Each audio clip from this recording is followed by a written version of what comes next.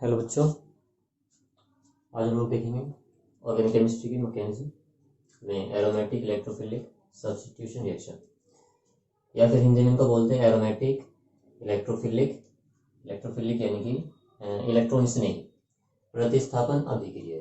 तो इनके नाम से इनकी डेफिनेशन को समझने की कोशिश करते हैं। प्रतिस्थापन या फिर सब्स्टिट्यूशन का मतलब है कि किसी एक चीज़ को हटाकर दूसरा उसकी जगह ले ले। कि कहीं पर किसी सीट पर कोई आदमी बैठा है, वहां से उसको उठाकर कोई और बंदा अगर बैठ जाता है आकर, तो हम बोल देते कि वहां पे उसने उसको प्रतिस्थापित कर दिया, फिर सब्स्टिट्यूट कर दिया। तो अगर इस तरह से कोई रिएक्शन है, मान लीजिए ए सिंगल बॉन्ड बी और यहाँ पर ये सी है। अब ये सी क्या कर रहा है, ये यहाँ से बी को हटाकर ए के साथ में बॉन्ड बना रहे हैं, यानी कि इसने बी की जगह ले ली और बी को यहाँ से दफा कर दिया या बी को यहाँ से हटा दिया है। तो इसको एक प्रकार की प्रतिस्थापन या सब्स्टिट्यूशन रिएक्शन कहते हैं। अब यह रिएक्शन अगर किसी इलेक्ट्रोफाइल के द्वारा हो रही है, कि मान लीजिए यहाँ पर जो सी है वो एक इलेक्ट्रोफिलिक स्पीसीज है, ऐसी स्पीसीज जिस पर पॉजिटिव चार्ज हो या जिसके पास इलेक्ट्रॉन्स की कमी हो, उसको हम लोग बोलते हैं इलेक्ट्रोफाइल। तो अगर ये सब्स्टिट्यूशन किसी इलेक्ट्रोफाइल के द्वारा हो रहा है, तब उस सब्स्टिट्यूशन रिएक्शन को कहेंगे हम इलेक्ट्रोफिलिक सब्स्टिट्यूशन रिएक्शन। देखिए, सब्स्टिट्यूशन का मतलब क्या है कि किसी एक स्पीसीज को हटाकर दूसरी स्पीसीज उसकी जगह ले लेती है, तो वो सब्स्टिट्यूशन कहलाता है। अगर ये सब्स्टिट्यूशन किसी ऐसी स्पीसीज से हो रहा है जिसके पास इलेक्ट्रॉन्स की कमी है या जिस पर पॉजिटिव चार्ज है, तब उस रिएक्शन को हम लोग बोलते हैं इलेक्ट्रोफिलिक सब्स्टिट्यूशन रिएक्शन। और अगर ये रिएक्शन एरोमेटिक कंपाउंड्स में हो रही है, जैसे बेंजीन के जैसे कंपाउंड, तो उसको बोलते हैं हम लोग एरोमेटिक इलेक्ट्रोफिलिक सब्स्टिट्यूशन रिएक्शन।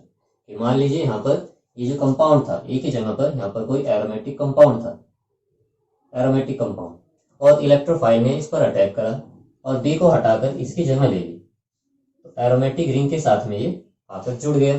तब इस रिएक्शन को हम लोग एरोमेटिक इलेक्ट्रोफिलिक प्रतिस्थापन अभिक्रिया या एरोमेटिक इलेक्ट्रोफिलिक सब्स्टिट्यूशन रिएक्शन कहते हैं। तो ये चार तरह की रिएक्शन होती है। एक तो होती है हेलोजिनेशन, एक होती है नाइट्रेशन, सल्फोनेशन और फ्रीडल क्राफ्ट रिएक्शन, या फिर जिसको एल्काइलेशन भी कह देते हैं। तो उन सभी रिएक्शन को देखेंगे हम लोग एक एक करके, और पहले इसको देख लेते हैं कि आखिर ये एरोमेटिक इलेक्ट्रोफिलिक सब्स्टिट्यूशन रिएक्शन काम कैसे करती है, किस तरह से इनकी मैकेनिज्म होती है। तो चलिए देखते हैं। इन सभी रिएक्शन के अंदर जो चार रिएक्शन आने वाली है, उन सभी में जो स्टेप्स हैं वो कॉमन रहने हैं। थोड़ा बहुत हालांकि चेंजेस होगा। इलेक्ट्रोफाइल सभी में बनेगा, सभी के अंदर फिर प्रोटॉन बाहर निकलेगा और बाद में एक एरोमेटिक प्रोडक्ट बनेगा। तो थोड़ा बहुत चेंजेस देखने को मिलेगा, वरना बाकी सब चीजें कॉमन रहनी है सभी के अंदर। तो इसमें हम स्टार्टिंग करते हैं इससे। चलिए हम ऐसे ही कोई रैंडमली उठा लेते हैं। मान लीजिए कि यह है बेंजीन की रिंग। ओके, इसके साथ में मान लीजिए मैंने E प्लस को मैं जोड़ना चाह रहा हूँ। अब ये जो E प्लस है उसके साथ में कोई नेगेटिवली चार्ज स्पीसीज जुड़ी होगी, तो उसको मान लीजिए न्यूक्लियोफाइल। तो ये न्यूक्लियोफाइल और ये इलेक्ट्रोफाइल।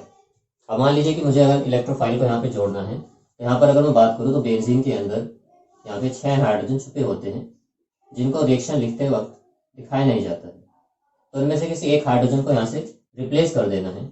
H प्लस जाएगा तो पीछे माइनस छोड़ के जाएगा। तो मान लीजिए कि यहाँ से मैंने H प्लस को हटा दिया, H प्लस यहाँ से गया, तो इस कार्बन पे नेगेटिव चार्ज है। अब बताइए इस नेगेटिव के साथ इनमें से कौन सी स्पीसीज जुड़ना चाहेगी? पॉजिटिव वाली, क्योंकि पॉजिटिव नेगेटिव से जुड़ता है। और जो H प्लस गया था वो न्यूक्लियोफाइल के साथ में बॉन्ड बनाकर एक अलग कंपाउंड बना देगा, तो वो बाहर निकल जाएगा। तो हमें क्या करना है, किसी एक हाइड्रोजन को यहाँ से रिप्लेस करना है और उस हाइड्रोजन को हटाकर हमारा जो इलेक्ट्रोफाइल है उसको यहाँ पे जोड़ देना है। अब ये जो इलेक्ट्रोफाइल है वो हो सकता है कि अलग अलग हो। अगर रिएक्शन हेलोजिनेशन है तो इसमें जो इलेक्ट्रोफाइल होगा वो कोई भी हेलोजन Cl, Br या फिर I या फिर फ्लोरीन भी हो सकता है। अगर ये नाइट्रेशन रिएक्शन है तो यहाँ पर जो इलेक्ट्रोफाइल होगा वो NO2 होगा। अगर ये सल्फोनेशन है तो वहाँ पर जो इलेक्ट्रोफाइल है वो SO3 होता है। हालांकि जो जुड़ता है वो SO3H जुड़ता है, वो देखेंगे क्यों होता है ऐसा।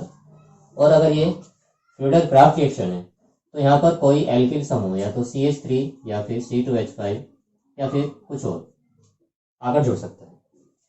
ओके, तो ये एरोमेटिक इलेक्ट्रोफिलिक प्रतिस्थापन अभिक्रिया होती है। चलिए इनके मैकेनिज्म देख लेते हैं। मैकेनिज्म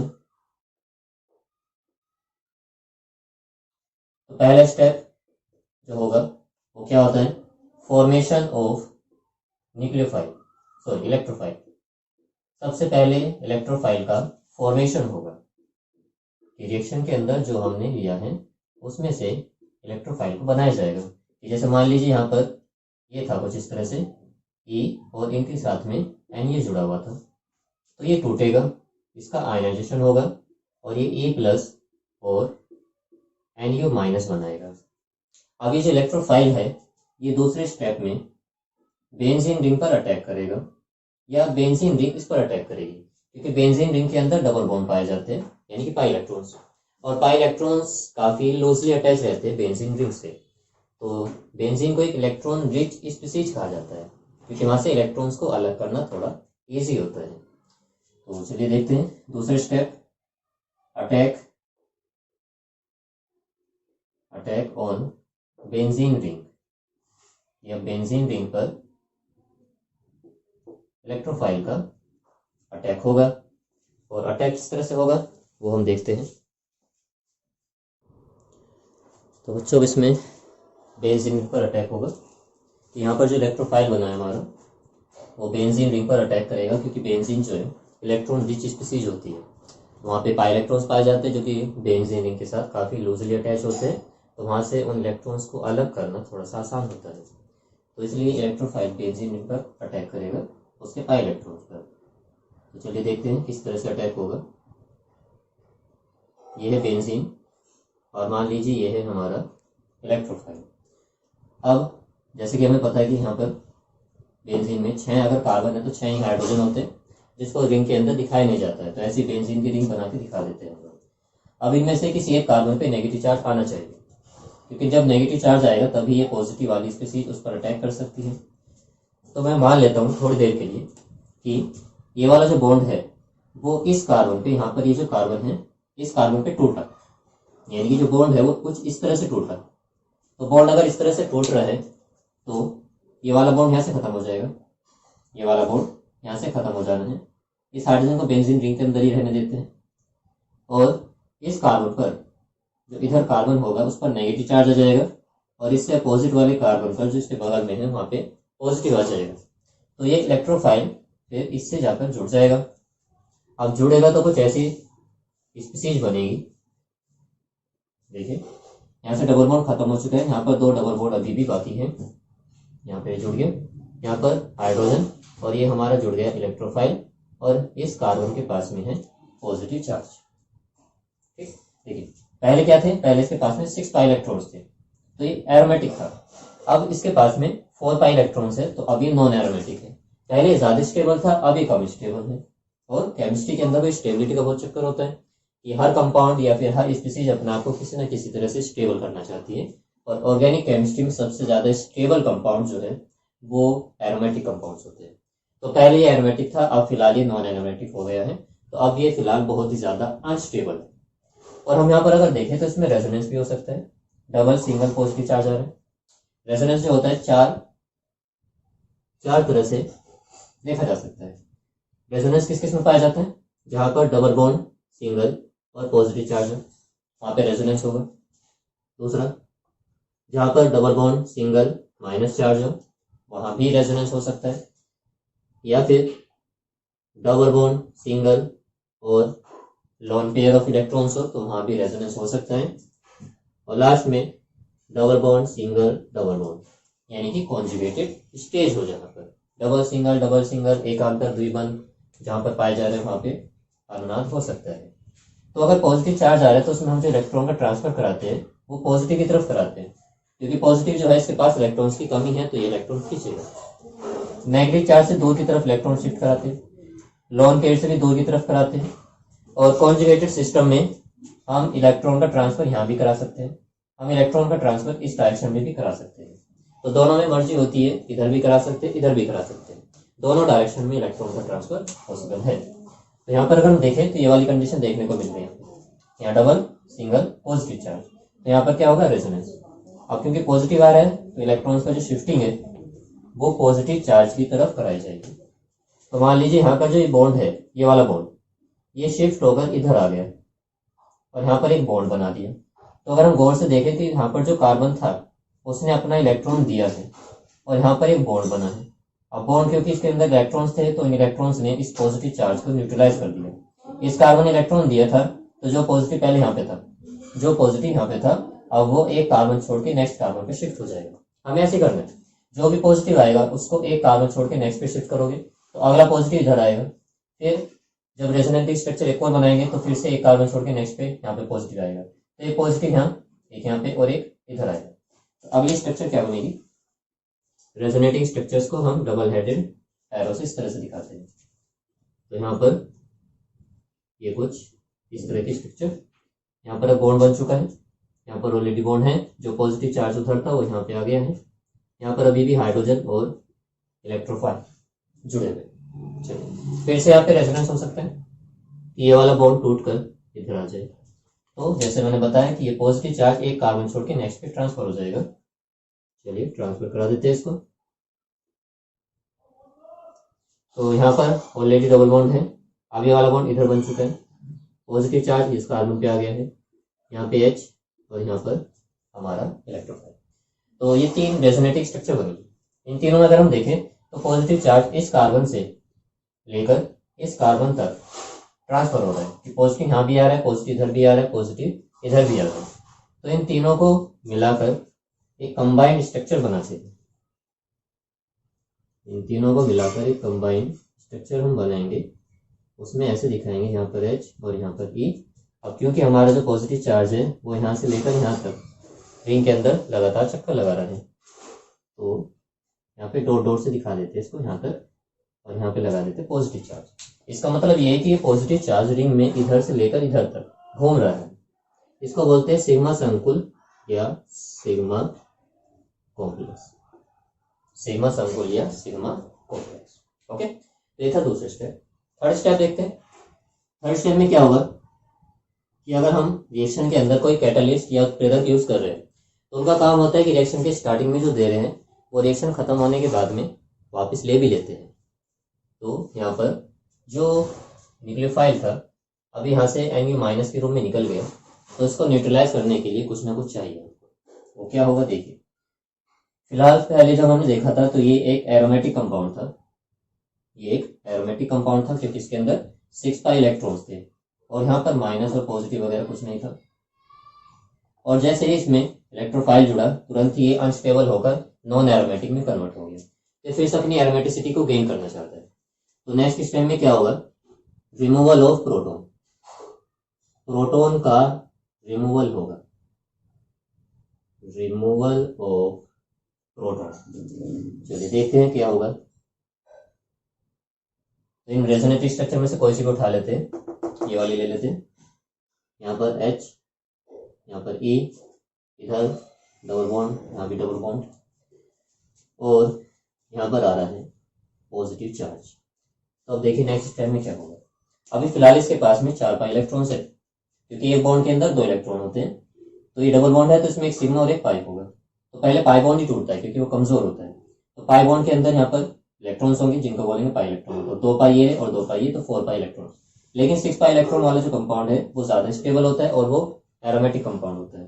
तो एरोमेटिसिटी को फिर से गेन करने के लिए जो हाइड्रोजन है वो अपना बॉन्ड या अपने इलेक्ट्रॉन्स रिंग के अंदर देकर चला जाएगा और इस पॉजिटिव चार्ज को न्यूट्रलाइज कर देगा। तो यहाँ से H पॉजिटिव का रिमूवल हो जाएगा और हमारा एरोमेटिक प्रोडक्ट मिल जाएगा। तो यहाँ पर अब डबल बॉन्ड, इधर डबल बॉन्ड यहाँ पे और यहाँ पे हमने जोड़ दिया इलेक्ट्रोफाइल। तो अब ये जो H पॉजिटिव है वो हो सकता है कि न्यूक्लियोफाइल के साथ में रिएक्शन करके कुछ इस तरह का एक स्पीसीज या कंपाउंड बना। तो ये है overall aromatic electrophilic substitution reaction की मैकेनिज्म स्टेप वाइज। बस इसमें क्या चेंज होना है, हमारा जो इलेक्ट्रोफाइल रहना है चारों रिएक्शन के अंदर वो चेंज होगा। बाकी सबके अंदर ये तीनों स्टेप्स कॉमन रहने हैं। सभी में पहले इलेक्ट्रोफाइल का फॉर्मेशन होगा, यानी कि पॉजिटिवली चार्ज की स्पीसीज बनेगी या ऐसे स्पीसीज जिनके पास इलेक्ट्रॉन की कमी हो। दूसरे में बेंजीन रिंग पर अटैक होगा तो कुछ रेजोनेटिव स्ट्रक्चर बनेगी। इन सबको कंबाइन करके हम एक नई स्ट्रक्चर बनाएंगे जिसको बोलेंगे सिग्मा कॉम्प्लेक्स। फिर इनमें से किसी एक प्रोटॉन का रिमूवल होगा और फिर से एक एरोमेटिक कंपाउंड बन जाएगा और उस प्रोटॉन को कोई न्यूक्लियोफिलिक स्पीसीज या नेगेटिव चार्ज वाली स्पीसीज एक्सेप्ट करके उसको न्यूट्रलाइज कर देगी। चलिए, तो अब एक एक करके ये 4 रिएक्शन देखते हैं और स्टार्टिंग करते हैं हम हैलोजिनेशन से। हैलोजिनेशन, तो हैलोजिनेशन में हमें हैलोजन को जोड़ना होता है। अब हैलोजन क्या है? फ्लोरीन, क्लोरीन, ब्रोमीन या फिर आयोडीन। और वहां पर हमें कैटलिस्ट यूज करना होता है, लुईस एसिड। लुईस एसिड वे होते हैं जिनके पास या तो पॉजिटिव चार्ज हो या फिर अगर वे न्यूट्रल है तो उनके पास इलेक्ट्रॉन्स की कमी है। तो इलेक्ट्रॉन्स की डेफिशिएंसी वाले जो कंपाउंड होते हैं उनको लुईस एसिड की कैटेगरी में रखा गया है, जैसे AlCl3, FeCl3, इस तरह के कंपाउंड्स, क्योंकि इनमें जो सेंट्रल एटम है उसका ऑक्टेट इनकम्प्लीट होता है। इसके बाह्य कोश में 8 से कम इलेक्ट्रॉन होते हैं। तो पहले मैं बात कर रहा हूं हैलोजिनेशन, हैलोजेनीकरण, हैलोजिनेशन। तो इसमें क्या होगा? इसमें बेंजीन रिंग होगी और उस बेंजीन रिंग पर Cl2, I2 या फिर कोई और हैलोजन का अटैक कराया जाएगा। यहाँ पर सनलाइट की प्रेजेंस होनी चाहिए, सनलाइट। यहाँ पर हमें कैटलिस्ट यूज करना है, जैसे कि FeCl3 या फिर AlCl3, इनमें से कोई कैटलिस्ट हमको यूज करना होता है। तो मान लीजिए कि यहाँ पर कोई हाइड्रोजन जुड़ा हुआ था, तो यहाँ से इस हाइड्रोजन को इस Cl के द्वारा HCl रिप्लेस करिए और इस हाइड्रोजन की जगह पर एक क्लोरीन इससे जुड़ जाएगा और क्लोरोबेंजीन का फॉर्मेशन हो जाएगा। तो ये होती है हैलोजिनेशन रिएक्शन। चलिए फटाफट इसके मैकेनिज्म देखते हैं। तो मैकेनिज्म में जैसे फर्स्ट स्टेप में क्या रहना है? Formation of electrophile. पहला स्टेप क्या होगा? Formation of electrophile. चलिए, यहाँ पर इलेक्ट्रोफाइल क्या है वो कैसे बनेगा देखते हैं। ये है Cl, सिंगल बॉन्ड से जुड़े हुए दोनों, इनके साथ AlCl3 है जो कि एज ए कैटलिस्ट काम कर रहा है। तो अब यहाँ पर हम देखें अगर, तो एल्यूमिनियम के आउटर मोस्ट शेल में यहाँ पर 2 इलेक्ट्रॉन्स, इधर 2 इलेक्ट्रॉन, इधर 2 इलेक्ट्रॉन, 6 इलेक्ट्रॉन्स है। तो इसका ऑक्टेट इनकम्प्लीट है। तो ये क्या करेगा?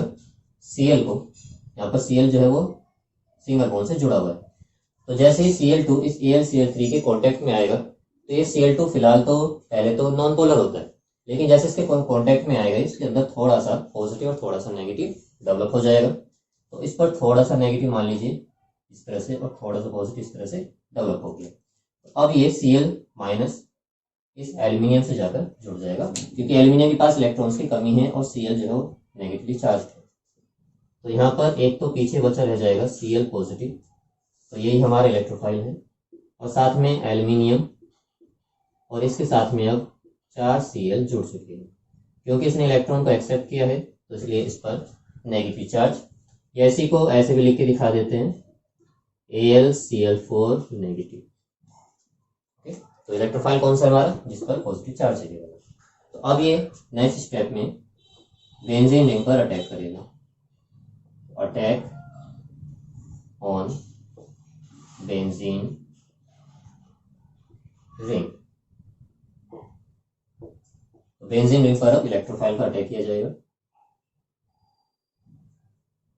इस तरह से। यहाँ पर मान लीजिए ये रहा Cl पॉजिटिव, तो मान लीजिए कि यहाँ पर ये वाला जो बॉन्ड है इसके साथ में जाकर जुड़ गया, और यहाँ पर मान लेते हैं कि इस वाले कार्बन पे नेगेटिव आया होगा, इस पर पॉजिटिव आया होगा, तो इधर पॉजिटिव ले लेते हैं, तो जोड़ देते हैं इसके साथ। यहाँ पर बॉन्ड, इधर बॉन्ड है, यहाँ पर इसके एक हाइड्रोजन बाहर निकाल के दिखा देते हैं, यहाँ Cl और यहाँ पे पॉजिटिव चार्ज। अब फटाफट इसकी रेजोनेटिव स्ट्रक्चर बनाएंगे। ये बॉन्ड इधर शिफ्ट होगा, ये पॉजिटिव चार्ज इस कार्बन को छोड़ के नेक्स्ट पे आएगा, तो कुछ इस तरह की स्ट्रक्चर बनी। यहाँ पर एक बॉन्ड, यहाँ पर डबल बॉन्ड, इधर पॉजिटिव चार्ज, यहाँ पे हाइड्रोजन और यहाँ पे Cl जुड़ा हुआ है। फिर से यहाँ पर रेजोनेंस हो सकते हैं, तो ये इधर शिफ्ट हुआ, पॉजिटिव चार्ज इस कार्बन को छोड़ के इस वाले पे ट्रांसफर हो जाएगा। तो यहाँ पर डबल बॉन्ड, यहाँ पे डबल बॉन्ड, इधर आ गया पॉजिटिव चार्ज, यहाँ पे H और यहाँ पे Cl। अब इन तीनों स्ट्रक्चर को मिलाकर हम फिर से कंबाइंड स्ट्रक्चर बनाएंगे, जिसको रेजोनेटिंग हाइब्रिड कहते हैं, या सिग्मा कॉम्प्लेक्स। उस सिग्मा कॉम्प्लेक्स के अंदर हम दिखाते हैं कि जो पॉजिटिव चार्ज है वो लगातार रिंग के अंदर यहाँ से यहाँ तक चक्कर लगा रहा है। तो ये क्या बना था? Sigma complex. Sigma complex. चलिए, हमने सिग्मा कॉम्प्लेक्स तो बना लिया, और हम ये भी देख रहे हैं कि एरोमेटिक कंपाउंड से ये कन्वर्ट हो गया नॉन एरोमेटिक में, जो कि बहुत ही ज़्यादा अनस्टेबल है। तो यहाँ पर फिर से एरोमेटिसिटी को गेन करने के लिए प्रोटॉन का रिमूवल होगा। तो नेक्स्ट स्टेप होगा प्रोटॉन का रिमूवल। चलिए, प्रोटॉन का रिमूवल कर देते हैं। कोई एक स्ट्रक्चर उठा लेते हैं। ये यहाँ पर हाइड्रोजन, यहाँ पे Cl, इधर मान लीजिए कि पॉजिटिव चार्ज आ रहे हैं, यहाँ पर एक बॉन्ड और इधर एक बॉन्ड। तो फिर से एरोमेटिसिटी को गेन करने के लिए H+ बेचारा अपने हिस्से के इलेक्ट्रॉन रिंग में देके चला जाता है और एक पॉजिटिव चार्ज को न्यूट्रलाइज कर देता है। तो मान लीजिए यहाँ से H+ निकल गया